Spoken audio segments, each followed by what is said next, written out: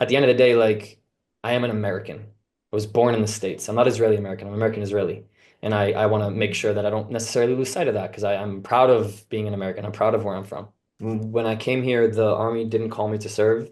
So I sort of had this survivor's guilt. But after the seventh, I wasn't really thinking about basketball and fitness. I was thinking about what happened. I was here. Um, I was personally affected by it. My friend got killed at the Nova Festival, and I was back in the States very quickly after the seventh, and the only thing I was thinking about was how do I help contribute in some capacity? Thank you for being here. I'm looking forward to hearing you tell me all about um, your life and your journey and your thoughts about various different topics. And I like to start off the show because uh, the focus of my one of the focuses of my show is really about exploring the diversity of the Jewish world. Hmm. I like to start by asking my guests to introduce themselves and maybe a bit about their family background and for you, how you ended up in Israel. So, Okay.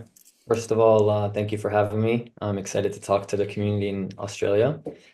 Um, my name is Barak. I'm originally from the greater Boston area. I have an older brother, two incredible parents, both which come from actually the rabbinical background. So they're both ordained rabbis. One is a conservative rabbi and one is a Reconstructionist rabbi. So I grew up in a culturally Jewish house, not Orthodox, not too heavy on the religious realm of things. But mhm. because of the importance of Judaism at a very early age, when I was 6 in 2001, my family we came to Israel. We came to Jerusalem. My dad was on a program to study. My mom was volunteering throughout the country, trying to contribute to, projects promoting coexistence and peace and just unity. I think because they come from the rabbinical background, by definition, they come from the world of tikkun olam, of repairing the world, as we say in Hebrew. And so that was given to me at a very early age. And that's why we went to Israel, because my parents wanted our family to have time together living in the Holy Land. So we didn't immigrate. Like I didn't get a citizenship. I was in school though with my brother, and my parents were doing those two projects. It was during the Second Intifada, so 2001. And I was 6 years old, no Hebrew, had no idea what Israel was, but I got Mm, exposed to some really eye-opening things at an early age, which grew mm, some pretty thick skin on my body. We went back after 1 year because things were just too intense in Jerusalem, and then my parents, crazy enough, said that 1 year wasn't enough, so we went back for another. So I did my part of lower school, if you will, in Israel. And then came back to the States, went to a private Jewish school, went up to public high school, pursued a career in basketball. So when we lived in Israel, it's when I first picked up a basketball and it became like my biggest love, still is today my biggest love. You can see I have a basketball right behind me next to a portrait of Boston. mhm, And I tried to play in college. I played at two universities here, one in New York, one in Boston, but was injured. I was injured throughout my entire career, so I was always playing catch up. My dream was obviously to be a professional player. But those 2 years in Israel really sparked a pretty deep connection to the country, even though it was in the middle of a war. And so Israel had already been, as a 6, 7, 8 year old, something in my life, in my ecosystem, in my blood, that I didn't really let go. So when I graduated college, I finished a degree in marketing. I didn't really see myself in the States, um, culture-wise, work-wise, profession-wise, and I wanted to attempt coming back to this place called Israel and combine my passions for Zionism and sports and basketball. So I came here in 2019. I had come back, by the way, back and forth with Birthright Israel. I was staffing trips, and so I was coming back and forth in between. But I really made the jump in 2019 when I came here on a visa. I worked for Maccabi Tel Aviv, which is one of Europe's premier basketball leagues in the EuroLeague, NBA players. So I was really fortunate to slot myself a really cool internship with them as a strength coach. And I was here on a visa, was supposed to go back to the States, got stuck in COVID. Didn't go back home. I got a job offer with another team, and I found myself in Israel at 25, training like NBA, WNBA players, kids, youth, national team, and walked up to the Misad Apnim, the Ministry of Interior, and got my citizenship. And then now I'm here 4 years, 4.5 years later. Not really in that space anymore, but now trying to fight for Israel anti-Semitism and using basketball as a medium to do that. That's how I got here. So before you came to Israel as a child with your parents, did your family already have a connection with Israel, or had they been in America for a while, or I mean, what was that journey? Yeah, I'm the only Israeli in my family. So my dad actually studied in Tel Aviv during his, I believe his master's. No, it might have been his undergrad. He was studying Middle Eastern studies here. He actually spent some time in Lebanon as well. So no one else in the family, however, holds citizenship here. I'm the one who officially made Aliyah. But Israel, I think, was always important. I don't know as much. I know my mom had obviously been here too. I don't know as much about her background going back to when she was in a student. She studied in the States. Um, so, but I'm really I would say the only one that has this, I call it the Israel bug. Like my parents, they love Israel. My parents are attached to Israel, but I have a nephew now, and everything that's in their life is primary besides me is primarily in the States. Mhm. So it's not as easy to just pack up and come. And my brother doesn't have the same attachment to Israel as I do. So I think I just, again, those couple years in Jerusalem, being 10 minutes away from the Kotel, like the Western Wall, was a really cool experience, doing Shabbats there every week and just being in like the holiest place in the world. So that for some reason just, it got me early. So having spent time both in the US and Israel, what were some of the biggest culture shocks for you once you were in Israel for a long time? I don't think I observed the culture shocks too much when I was a kid, like 6, 7, 8 years old. I think I remember correctly, I was opposed to the idea of just like leaving the States. What 6-year-old wants to be taken out of his or her comfort zone? Hmm. But I had always known about Israeli culture because we lived here during the Second Intifada. So I experienced some like pretty traumatic things as a 6, 7, and 8-year-old that no one in the greater Boston area would have experienced. And so I understood that this place called Israel, this region in the Middle East, is a lot different than North America, the Northeast, where I'm from originally. Um, so culture-wise, I just knew like there was this aggressiveness that you sort of are just handed off, not by choice, but by force, which Hmm. on one hand can be an asset because I think it's connected to people maturing quicker. I think it's people connected to like valuing sort of things, not taking everything for granted and living in the moment quicker. But I also, on the other hand, really understand as an American how it can also be misinterpreted for aggression because a lot of people who Hmm. aren't used to this culture shift of this aggressiveness in the Israeli Middle Eastern culture, who aren't exposed to it as I was at an early age, can sometimes they take it a little bit personally, and I understand why. And sometimes it's valid, but a lot of the times I've found it's just who people are sometimes, and they're not doing it with necessarily, not all of them, but most of them, I don't think, are doing it with an intention to be aggressive, to be forceful, to be blunt, to be direct, to be extremely transparent, and to be brutally honest are all qualities that I've grown to really appreciate and value about Middle Eastern culture. I always say, like, at least here in Israel, if someone doesn't really like you, they'll tell you. And like, I like that, I Hmm. like that. It's not necessarily what you want to hear, but it's the truth. That Mm. doesn't, by the way, I'm generalizing. I don't want to be quoted here by anybody. I'm not talking about every Israeli. I'm talking Yeah, about of a course. generalization as somebody who's from the States who has found a very deep contrast to that growing up in the Mm. States. Yeah. It's actually funny.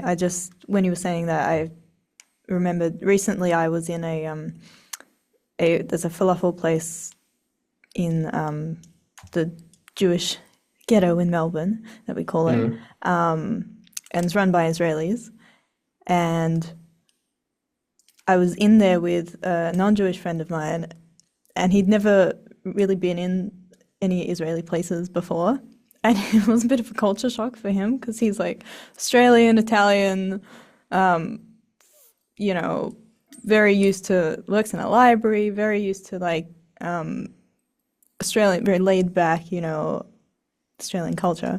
And he'd never been exposed to that kind of attitude before. And He like, wasn't ready. He he wasn't wasn't ready. ready. And like, the guy behind the counter, this Israeli guy, like kept staring at him, and And my friend's like to me, why is he staring at me? Why is he You're looking at right. me? Right. What Yeah. does it mean? Did I do something wrong? And I'm like, nah, man. He's Yeah. just, you know, he's analyzing the situation. I'm sure he's never seen Israelis you are before. big. Israelis are big people watchers. Big Yeah, people watchers, like yeah. big time. And I don't know if it's connected to like, just keeping an eye out, or I don't know if it, but there, I mean, I see like the analogy I always make is I see a lot of like chins down in America. So people are with their Hmm. AirPods in, they're looking down at their phone, a lot of like eyeballs connected. But in Israel, I Yeah. see a lot of shoulders back and chin up. Not everyone, but there are a lot of more. I get a lot of more smiles, hellos, boker tov, good mornings on my way Mm. to wherever that I do in the States. And I felt it actually a lot when I was most recently in New York City. So I'm giving you also like the comparison as somebody who lives in Tel Aviv, which is easily like biggest, most metropolitan city in Israel. Let's talk about New York City up there too. It's like it's day and night. You feel kind of Mm. like a lone wolf out there in New York City. And here I feel you can go to play basketball. I can go to play basketball at the park on Friday at 3, and at 4:30 I'll have 3 invites to Shabbat dinners that evening. You Mm. know? It's a big difference. That sounds nice. Yeah. I mean, Yeah. we're basically like Not everything's perfect. I want to make it clear, not everything's perfect here. There's a lot no. of not so perfect things, but Yeah. I mean, yeah, we're basically like a mini halfway between America and England here. So yeah, it's the same sort of experience. Mhm. Um, I saw on one of your stories you were talking about how much you love Israel and you love Israelis, but that there's something that you feel like people just don't understand, having come from a Western country coming into a very different culture. Is there like that one thing that you wish Israelis understood better about you? Ooh. Before I answer the question, are you referring to me, Barak, or is the question posed to like what I wish Israelis understood more about people like me who make Aliyah? Because Uh, it's I see it as two different questions. well, you can answer both if you like. I mean, I'm talking specifically about you, but like you can Okay. answer both. Yeah. Because I think I know what you're referring to, which is I like that you're asking this question because I like talking about this. Let's start with the first like general of like what I wish Israelis sort of put took a little bit more time to maybe try to attempt to understand about people like me, and then we'll get to me. Hmm. My first one is a lot of the times I'll go in a taxi and I'll spark up a conversation with the driver. The driver will spark up a conversation with me. It always gets to the point where it's like, hey, where are you from? I'm from the States. And 9 out of 10 times, the taxi driver will not only be shocked at the idea of me being an American who moved here, he's kind of like trying to give me advice to get out of here as soon as possible. Okay. Hmm. And it's all the time. It's all the time with taxi drivers, which by the way, maybe aren't the happiest people in Israel, but it's taxi drivers or it's sometimes people at the market or it's not just taxi drivers, but it's just that someone sticks out to me. The reason I'm saying this is because no matter what, an Israeli who was born and raised in Israel, in the Middle East, in this very small land that is densely populated with an abundance of people in a really complicated region in the world, with problems that are both old and very new, given the young age of this place, by definition will not understand why someone like me from the United States of America, where from their perspective, everything is big, amazing, gold, shiny, the future, the dream, will never understand why someone like me psychologically would say, I'm going to pack up from that place called America and come to this little place called Israel. And I think a lot of it has to do with the justifiably so the pressures that are here in the Middle East, war, money, tension, all these things. Um, So as much as I can attempt to explain it to the taxi driver or attempt to give them my perspective, they still will only see it through kind of blinders on as like, okay, yeah, I understand, comma, but you can make 20,000 more a month or year doing the same job. You don't have to pay this tax authority or this insurance. Like, and it's valid stuff. So the to the first part is like, I just don't think that And it makes sense because if an Israeli who was born and raised here, and a lot of them have never traveled outside of Israel, kind of makes sense. And if you're clouded by the culture outside of Israel, and I always say to them, go spend a year in the States and do what you do here. Try to open a bank account, try to pay insurance, try to live in New York City. Tell me what rent is like for a studio there. Tell me what the competition is on the job market. Tell me what your level of happiness is. I always, like I'm giving valid things. To your question about me, so behind me, there's a basketball on the shelf. And the basketball for me is like if you sliced open my chest and you looked at my heart, I think a big part of that heart on a pie chart would be that basketball. And Mm. because of that basketball, which has taken me around the world, introduced me to a lot of people, given me job opportunities, I've been around basketball players, basketball culture since a very young age. And I've been so fortunate and blessed with the game to allow me to be around people of different ethnicities and cultures and religions and holidays and languages. And I spent a lot of my time in middle school when I was outside playing basketball outside of my middle school, and then in high school with people from all over the greater Boston area, and really like formed incredible friendships with a lot of the African American community in the basketball scene, off the court, on the court, who became my family. And this was a sort of a constant theme for me, just being around the game itself in high school, a little bit less in college. But my three, there's a group of four of us, my three best friends. I talk about them all the time. One's family's from Jamaica, one's family's from Nigeria, and one's family's from Haiti. And we all met through this shared love of basketball. And I kind of always stick out like a sore thumb, um, because I don't have, I don't have the same skin color as them. But it's a beautiful thing because I've found that they, amongst a lot of my other friends who don't really look like me, have always accepted me for who I am. And I've always really binded to that culture. And the basketball culture is one that has a lot of crossover into hip hop music, into fashion. Um, these are all things that are inside of me. And there's a lot of, I always say that like there's a lot of color behind and underneath the skin that you see. And it's a lot of it is attributed to that basketball, which I really appreciate because it's just an orange ball, but underneath that orange ball is a complexity of colors that people don't see. And I see that in myself. But what people don't have the opportunity to, especially in Israel, is they don't see that in me. And also that culture isn't really shared here. So I know I'm going on a tangent here, but what I'm trying to say is in Israel, while I'm a Zionist, very much attached to Israel, very much, um, it's also a big part of that pie chart I was telling you about. I also still feel misunderstood by a lot of people here. I feel like I'm limited in my ability to really get that brotherhood feeling, family, like I do with those three individuals I mentioned. Not that I'm trying to replace them, but from a culture standpoint, from how I think, from where I'm from, basketball, the music, how I carry myself, there's a limitation to some of the friendships that I think I've been able to form here. I have good friends here and I know a lot of people. I'm not complaining. What I do think though is that I will likely have this sort of isolatory feeling for the remainder of my time in Israel, if it's short term or if it's for the rest of my life, when it comes to finding my group, my people. And I'm okay with that because I think that home for me is beyond just the borders of Israel. Home is multidimensional. It's both Boston, Massachusetts, it's both Israel, it's my nephew, it's my brother, it's my parents, and it's kind of dynamic. So I don't want to just say, I was talking to my parents the other day about when I'm coming back to go see them. And I said to them, like, I'm excited to come back home. It's like, that is home. But Yeah. I'm also in the States talking to them. And they're like, are you ready to go back to Israel yet? Or do you want to stay here longer? I'll be like, no, I'm kind of excited to go back home. So Mm. I say it kind of both ways.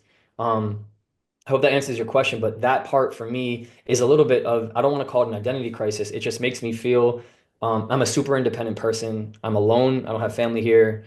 I'm single. I don't own a house. I'm very much like a lone soldier, and I appreciate that about me. I spend time with other people, but I'm also like I'm a scavenger and I try to figure things out. And I think a lot of that too is this feeling of I don't have that group yet or that person yet that kind of brings out that full version of Barak as do those three people or as my brother does or as my nephew does when I'm totally in that flow state where I don't have to think about anything. But here, I don't always feel that. And it's kind of ironic because I love Israel so much and I decided to move here. So you would Mm. think that like I would bind to what is all here, but at the end of the day, like I am an American.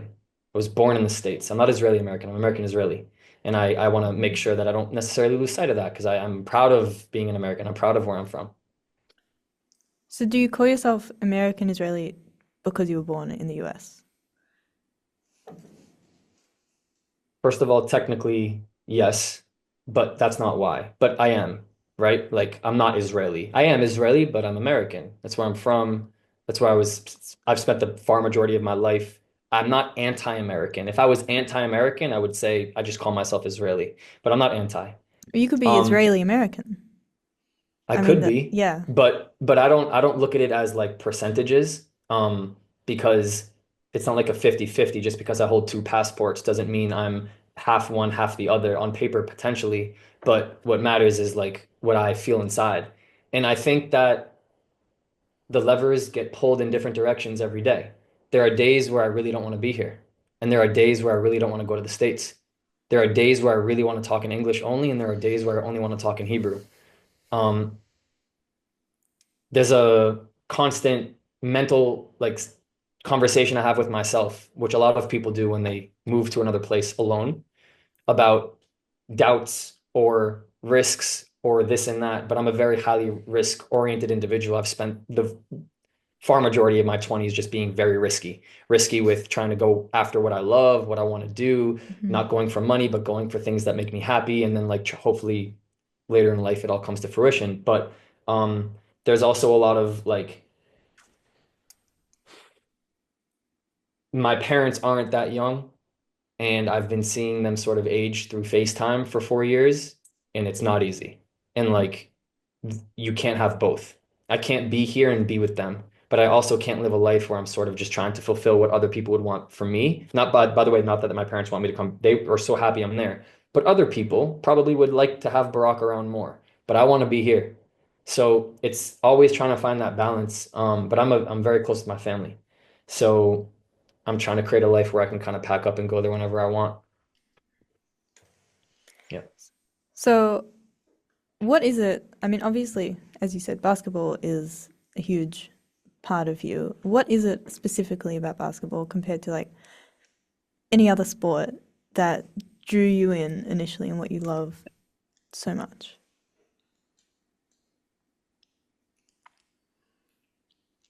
I'm not sure if I know the answer to that question. I'll tell you why. I don't remember the day I first picked up a basketball. It was when I was in Israel. But I think if you were to ask Ironic. that question, what's that? It's ironic. It is, right? Yeah. Um, I think if you were to ask that question to anyone else that plays basketball and really loves the game, and I also want to preface this by saying I have a love-hate relationship with it, but that's besides the point. If you ask a hooper, a basketball player, that same question, some might have an answer for you, like a specific, like this is what I felt.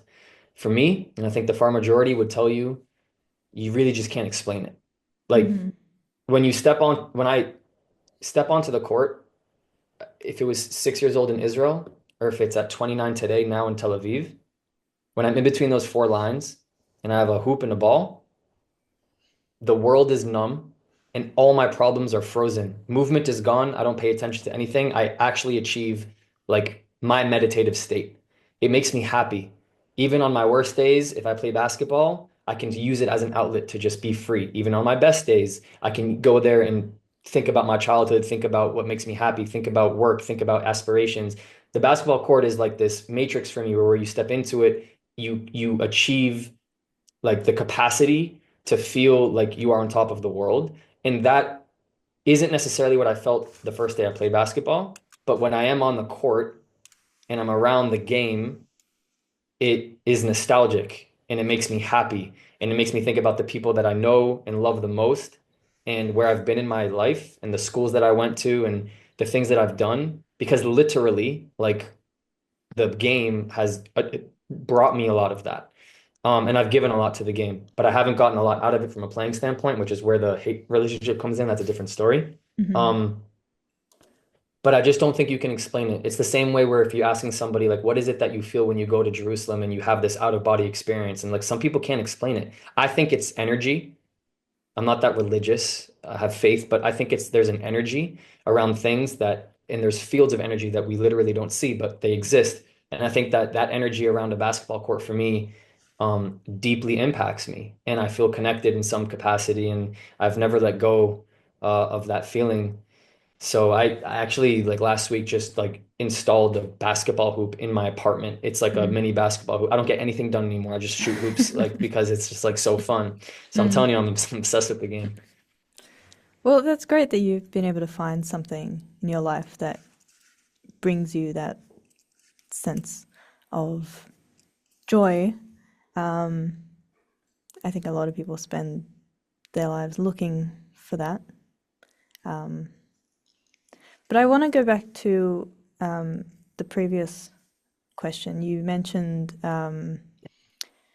you when you were talking about things that Israelis might not understand, Hmm.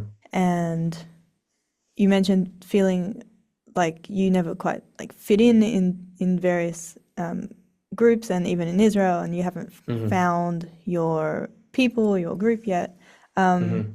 is that something that you grew up feeling? That feeling of being different or not being fitting in necessarily? Yes, I felt it at a very early age. Um, First of all, I was sort of always I was thrown into situations by having to feel different by definition, right? A 6 year old from the greater Boston area being taken to Jerusalem, going to another country. He doesn't know anything about it. He doesn't speak the language, and most of the people around them in the school format weren't really like resourceful in helping me and my brother get, excuse me, get used to that setting. So I was this outsider. Excuse me, I was this outsider at a really early age. Then I come back to the States in 2003. I went to a private middle school after spending 2 years in Jerusalem. Outsider, very small school, but this kid with this passion for basketball. I would shoot hoops at recess while all the other kids were playing like on the field. I was alone. I would stay after school and I would get shots up with the teacher's assistant after school until sunset. I would go home, I wouldn't do my homework, and I would shovel the snow. I'd put on the floodlights and I would shoot. My brother would like I was always sort of this kind of um, on my own. I found an obsession early. My brother taught me everything about basketball and all the other sports that we played, but he was number one. Um, and being around him, and I think being around his friends sometimes would come over and I'd hang out with them. I think I matured pretty early in comparison to a lot of the other people I was in school with. But I also think and I don't know if I was born with this, but I think that I've been a pretty self-aware individual at an early age. Like as a middle schooler in high school, I'm talking to 13, 14 years old, which is really early to do this. I was already sort of aware that with my genes and my athletic ability and my skill set, no matter how hard I work, there are certain things that like God didn't give me to achieve this pursuit of being an NBA player because that was my Mm. goal. As and I knew that and I accepted it and I wasn't trying to battle with it. I still worked hard and I still trained, but like I think I was gifted with early self-awareness, which, yes, I think to your question, always and still today has made me feel pretty different. I get mistaken for my age all the time.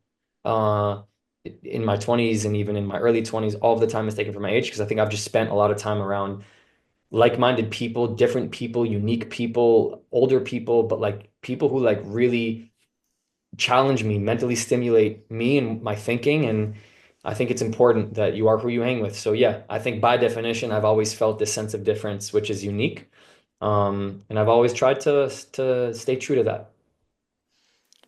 So, how do you think that experience has then shaped you in life, having that self awareness from such a young age? I think because of that and the things that I've grown to learn and understand, which matter the most in the world, which are your health, your family, your loved ones, those things really make you happy. The dollar amount on a signed contract and the big Porsche and the big house with the boat and these things don't really make people happy. And I've been aware of what does make people happy because I've seen it. And it has allowed me to sort of, I'm somebody who, like, look, tomorrow morning, if I have a really bad experience in Israel, like a really bad one, and if I really wanted to, I could pack up and go back to America. Like, I'm somebody who pivots quickly if I really feel that this isn't for me. And I try things to the point where I've sort of squeezed all of the juice out of the lemon until like I've given it my all. I don't cut corners. And this sense of feeling different and feeling like I'm very self-aware. I know me. I know the things that make me happy. I know the things I want to try. And I can say that as somebody who takes lots of risks, and I have to say, not like stupid decisions. I don't just like buy things I don't need. I'm talking about risks in order to like open up gates of happiness. It's led me down a path where I know it works and I'm bullish on it. And I trust it. And I'm a good person and I put good karma and good energy into the world and I hope it's going to come back. So a lot of it is also like creating your own luck, but a lot of it is also me being very like I'm used to things not necessarily always going my way in life and overcoming a lot of different forms of adversity. And I've been trained mentally and physically to be able to just like get punched in the face and get right back up and keep going. And that's been a recurring cycle in several capacities in my life. And I just continue to fight through things that are hard for me to the point where I'm continuing to just pave through. So it's easier said than done, but that's sort of how I call it bulletproof resilience. And so sort of why my brand is framed as grit, which stands for gain resilience in time, because I'm always just trying to find ways to gain more resilience to do what I want to So, um, do. bringing it back to the present moment, after October 7th, what changed for you? Like, what made you decide that you wanted to join the online battlefront? Mm. When I came here, the army didn't call me to serve. So I sort of had this survivor's guilt while I was first getting adjusted to Israel. I always thought it was going to be something that would be a barrier for me to be able to like fit into culture, into society. Turns out it's not true. But after the seventh, I wasn't really thinking about basketball and fitness. I was thinking about what happened. I was here.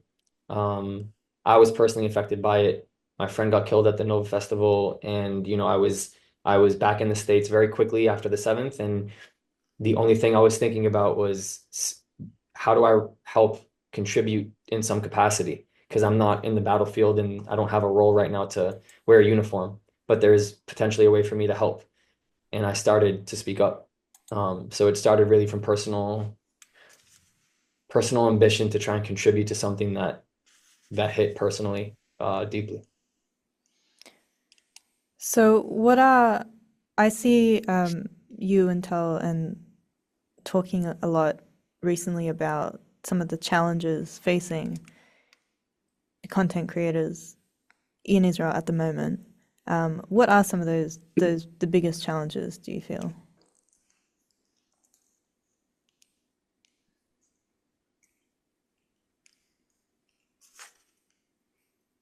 Um,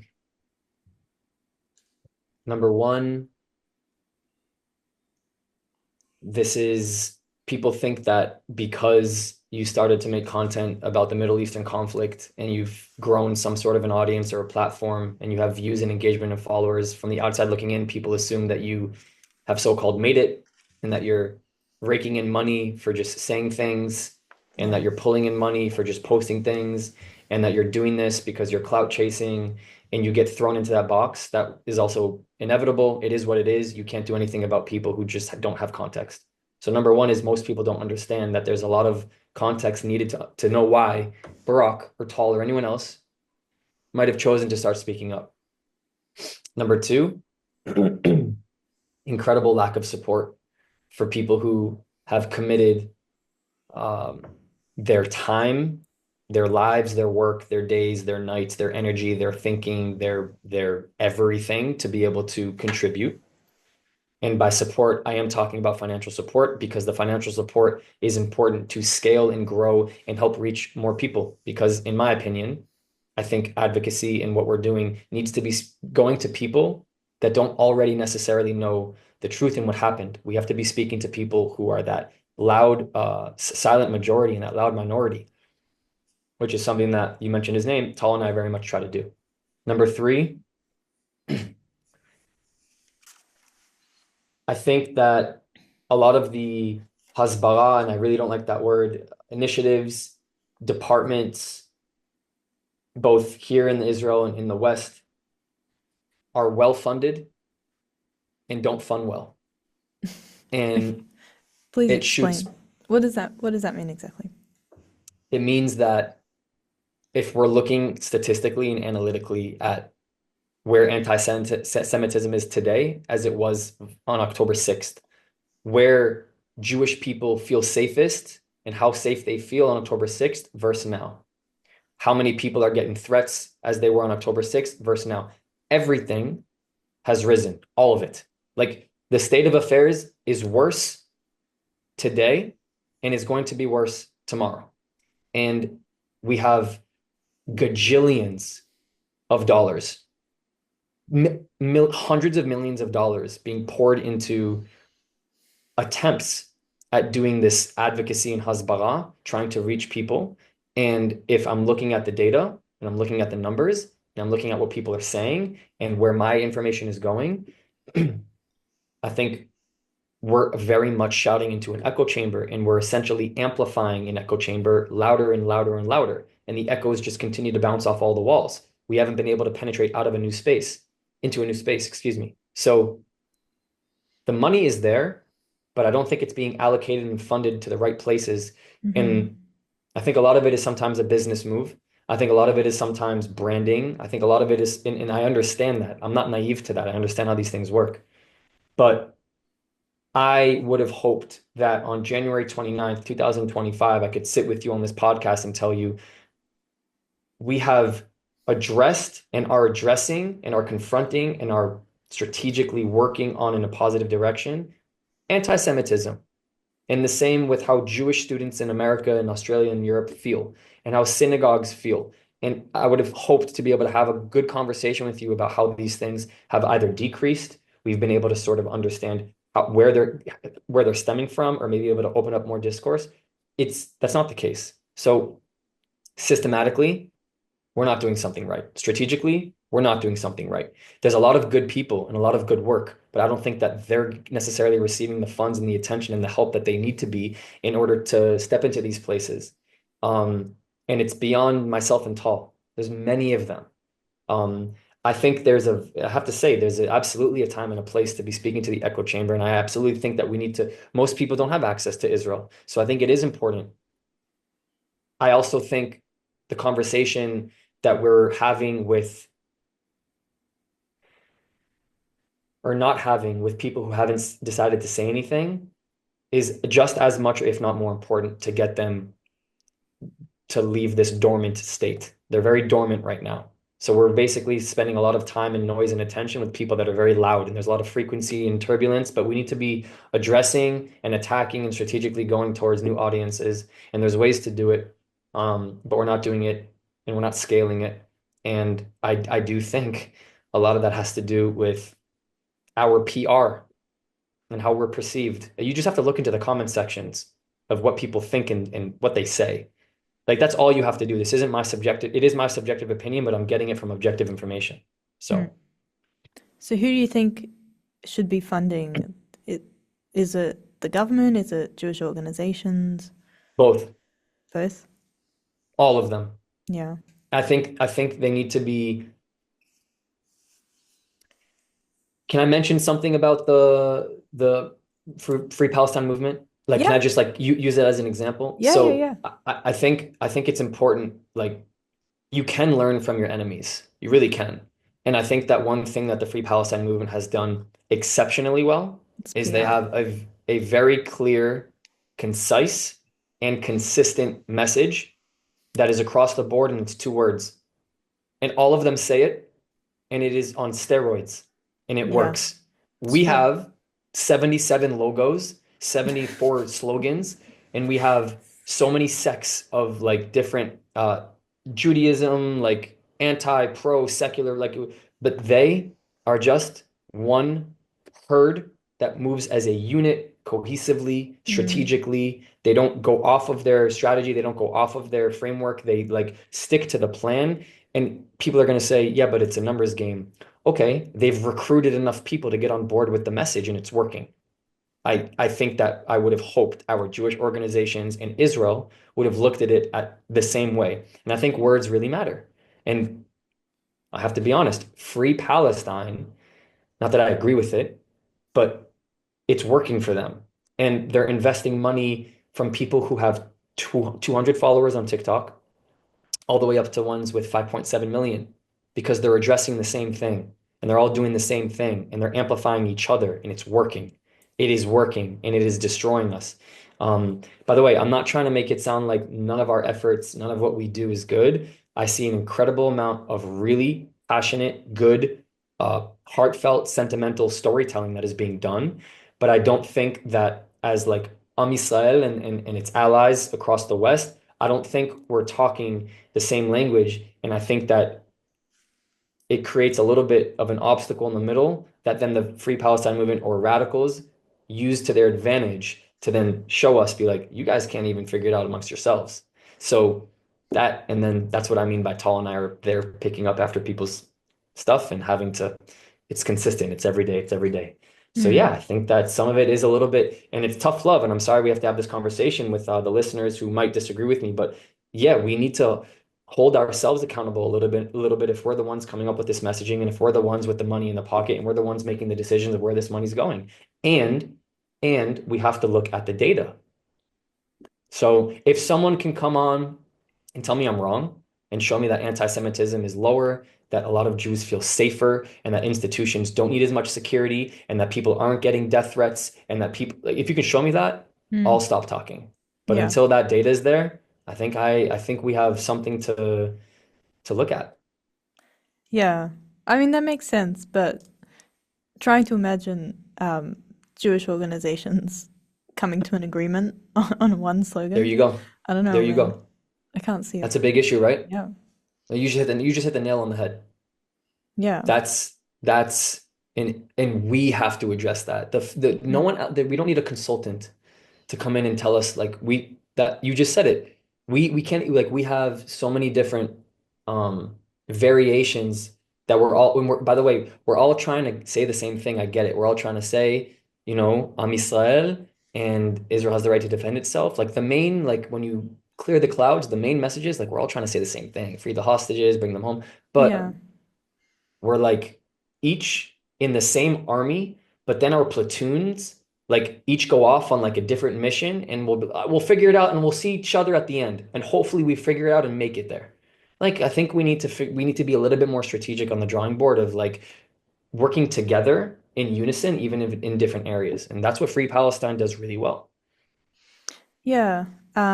That's definitely something that I see. I mean, there are so many groups doing so many things, but nobody's working together really. It's like everyone's out for themselves, and it's something that like I also criticize about Sure. um, the diaspora communities.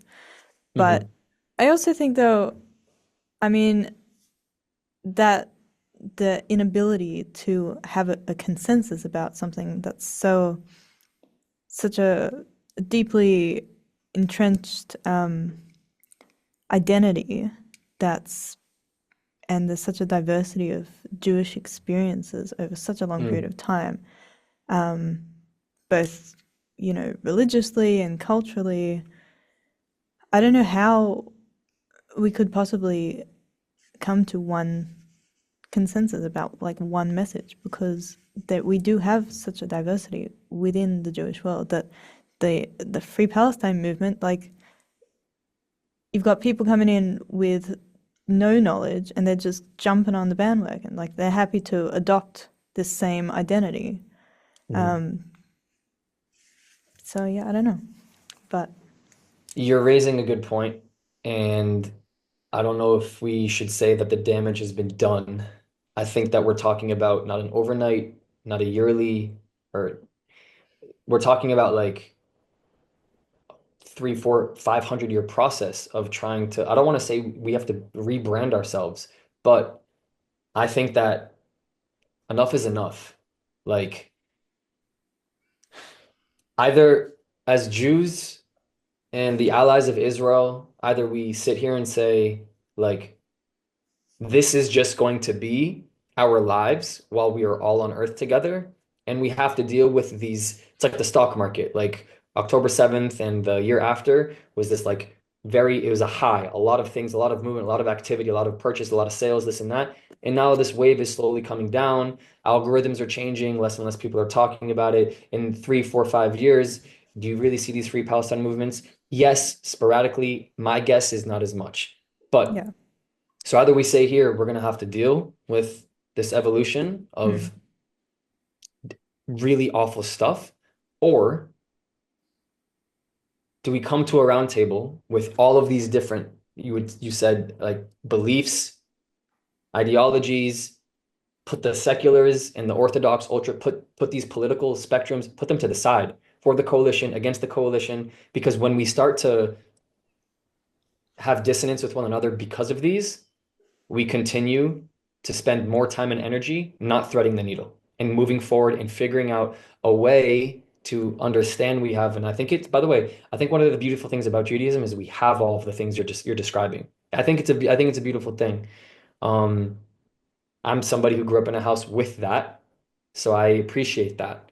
Um, but we need to have more effective messaging and we need to be more on board. Israel needs to understand more about their PR strategy from a public standpoint of when things internally don't go well inside of Israel, how that is being perceived from the outside and what that does to us as we shoot ourselves in the foot, trying to then do hasbara to the world, saying how this is what it should be, this is the truth. But meanwhile, we have all of these different like pots being stirred of the ultra orthodox and the seculars and the rights and the lefts all having this internal issues, and our media and our PR shoot us in the foot when we're trying to do what Israel has coined as hasbara, advocacy, and wave the Israeli flag. And it's sometimes, I think, a little bit too antagonizing to the other side. And not only is it sometimes a little bit too antagonizing, I think, and we're not even able to reach those conversations that we need to have. I think the media and PR inside of Israel, when they're trying to talk about clear and effective messaging, it's clear and effective to people who already know the truth. The last thing that they need Mm. is more clarity. They don't need more clarity. We need to be providing clarity to people who are, it's very gray and unclear for them. And I Mm. think that there's a strategy that needs to be considered to approach that conversation. That's my 2 cents on that. Do you have an idea of what you think that message should be if it was up to you? Tough question. If it was up to me, I would never want it to be up to me. I would never Mm. want to be in that position. And I say that, by the way, because I don't think enough people understand how difficult it is it's so easy for me to say everything I've just been saying, but I'm also not the decision maker. Like I'm not the prime minister. I'm not the person in charge. I don't run the ministry of it. Like these things, there's so much more context that also I don't have and you don't have. Mm. So maybe, but it's really hard to answer that question when you can't get two different groups of people to accept one history. So until that happens, I'm actually not Yeah. sure, psychologically, there's like the book of the world. This is what happened between these years. It should just be one book because there's only one Earth as we know it. But in this conversation, you have two books, and they both have the same amount of pages and the same amount of chapters and the same amount of text and words. But holy moly, by the time you finish each book, you are looking at two different Earths. But that's not possible because we all live on one Earth. So until you can accept the fact that like we're not going to ever have one book, I don't know if I have an answer to that question. I think I'm always an advocate of I've been doing this thing lately of trying to get some of the haters on a free trip to Israel that I will fund myself. And by the way, I'm still willing to do it because I always say, like, I will fly you out. I'll Mm-hmm. pay for your taxi from Tel Aviv down all the way to the border. I'll buy you a phone so that you have a SIM card, and I want you to call me when you get to the other side and tell me how it is. Like I keep telling people I'm going to do it because I think like people need to stop speaking and start seeing.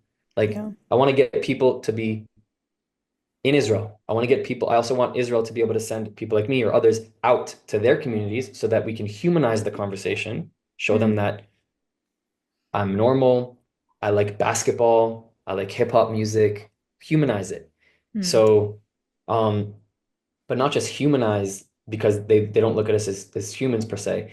I also think like the main thing is, yo, at the end of the day, we're really not asking for much besides peace, quiet, good neighbors, an agreement, so both sides are happy, tensions here and there, but like this is what we've been trying to do since its inception.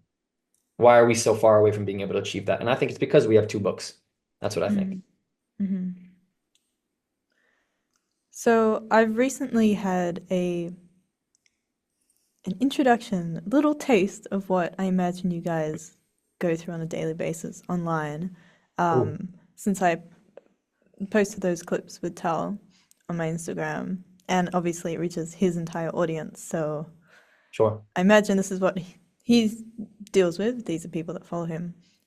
Like the comments are just. I mean, I'm not even affected by it because there's nothing that I haven't already heard. Some ridiculous argument that, so I'm not surprised. Um, but I imagine for you guys that have been doing it for a long time now, I can only imagine the kind of hate that you must get and the personal, when it gets personal, would be where it would get scary, potentially. How, I mean, you were talking before how you've been trained for adversity. Like, do you think that has allowed you to find a way to deal with the online hate? How do you deal with it personally? Kind of like you. First of all, I think a lot of them are robots. If you go into them, a lot of them aren't real. Yeah. But again, that's strategy on their point, which I think is pretty smart. Mm. Not the hate, by the way. I wouldn't encourage an Israeli bot to start sending hate. What I am saying is that they have an implementation of trying to get Yes. people like me off grid and you. Mm.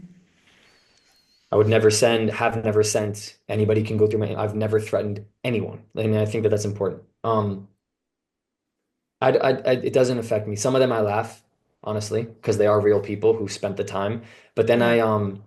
I leverage them for algorithm benefit. Hmm. Um, and sometimes I also leverage them for exposing who they are, Yeah. like not their details of where they live, exposing like the person that they are with the words that they're using to have a conversation about peace.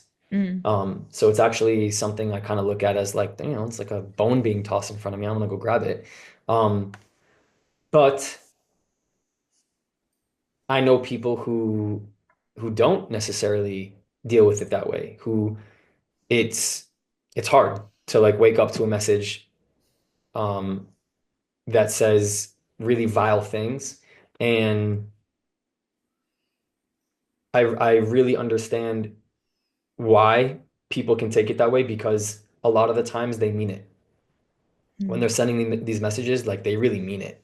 And they really would, if they could get away with it, they would do it. So I will tell you one thing that does help me personally is I'm in Israel and I feel really safe here. And when I walk outside and I Yeah. can wear this necklace of the state of Israel, I don't think twice. I don't have to talk. Like I'm here, and a lot of these people that are commenting aren't here. So I actually kind of like do think Israel is the only place that being Jewish is not a liability. And so I'm happy to be here. I can understand why being somewhere isolated outside of Israel, feeling the way that I do about the whole conflict, and then getting those messages, absolutely. I could understand that. I felt a little bit hesitant the last time I was in the States myself, and I'm from there. So I think context really matters too. And that's why I always tell people, like, it's not like, hey, we should have this huge migration of like people from the diaspora and just start building towers for everybody. But I do think that like we should be seeing more and more people choosing to come here because at the end of the day, you can't show me anywhere else in the world as a Jewish person, as a pro-Israel person. You don't have to be Jewish. I know these people, Christians, Catholics, atheists, that is more safer to be who you are than Israel. There Yeah. isn't one. So that helps me. Well, my favorite response so far that I've seen someone have to the hate is there's this guy, I think his Instagram, Hisfeld, I think is his surname. I don't know if you know him, but Who is it? his name's Hisfeld. I don't know I think that's his surname. But he's in Israel, but he makes content talking about um, Israel and history and politics and all that. And he sometimes does this thing where he'll get a hate comment and then he'll make a donation to an Israeli organization on behalf of that person. That's funny. And I'm like, brilliant.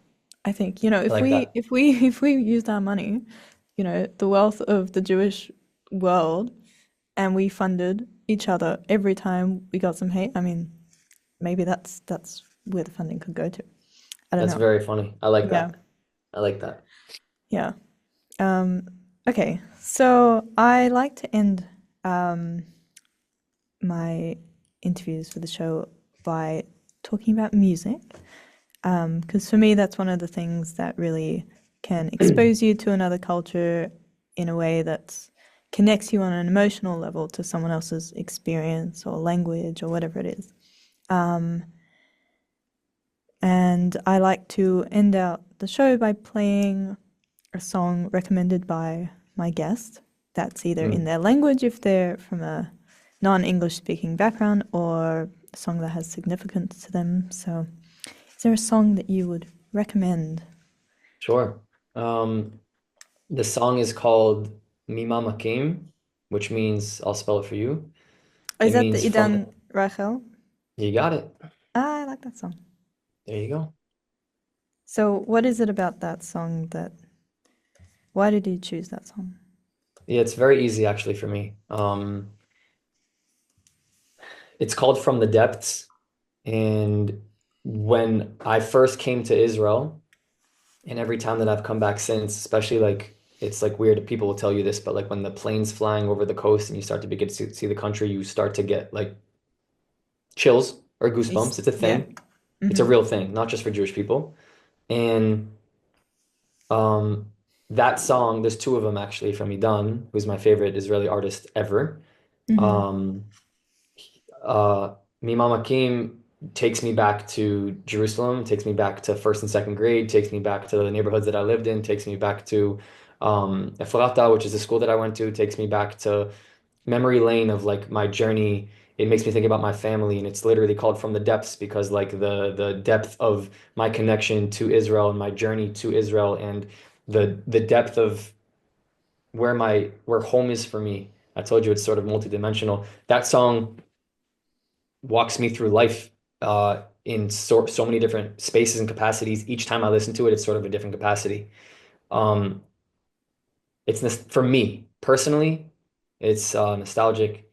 And Idan actually came across my work a couple weeks ago, and we corresponded. And Nice. I'm doing my best to try and meet him. He's had a massive impact on my connection, and I think it's a beautiful way to end the show, by the way, through music, because I think for me too, music is a big way of connecting and reflecting. And so um, he's done a lot of that for me as somebody who made Aliyah. Of Nice. Well, great. Thank you for sharing that. course. Um, and thank you for being here. I am very happy to be able to share all of you guys' stories to Australia. Um, and, it's not just the Jewish community. Like, we have lots of people that do tune in to JAir, and we even have a show that's like a Christian Zionist show. And we have a lot of different people, and it's great to be able to share it with a new audience for you. And hopefully, it means that by the time you guys end up here, everyone will know who you are, and they will be lining up to hear you guys talk. So, Well, thank thank you you so for much. allowing me to share my story. And yes, next time in Australia.